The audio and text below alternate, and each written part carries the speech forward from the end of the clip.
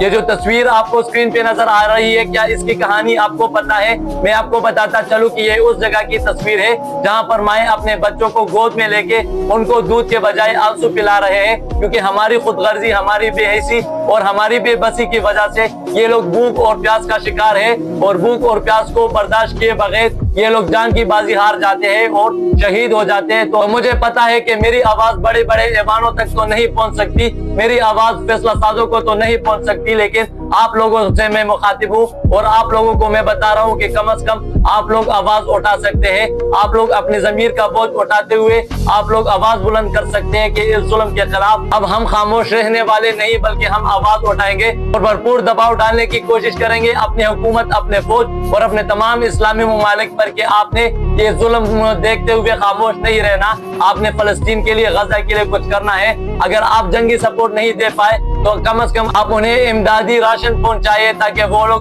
بھوک اور پیاس سے اپنی جان کی بازی نہ ہارے اور وہ لوگ اس کے سالی سے کم از کم بچ جائے، اور آپ لوگ اس ظلم پہ خاموش رہ کر ظالموں میں شمار نہ ہو، اور آپ لوگ بھی روز محشر اس سوالوں کا جواب دے سکے کہ آپ لوگوں نے اس ظلم کو دیکھتے ہوئے آپ لوگوں نے ان لوگوں کے لیے کیا کیا ہے۔ تو آئیے آواز اٹھائیے، غزہ کے لیے اس ظلم پہ آواز اٹھائیے، اپنے حکمرانوں کو، ان تمام اسلامی ممالک کو جگانے کی کوشش کریں تاکہ یہ لوگ اس کے سالی سے بچ جائے، اس بھوک اور افلاس سے نکل جائے۔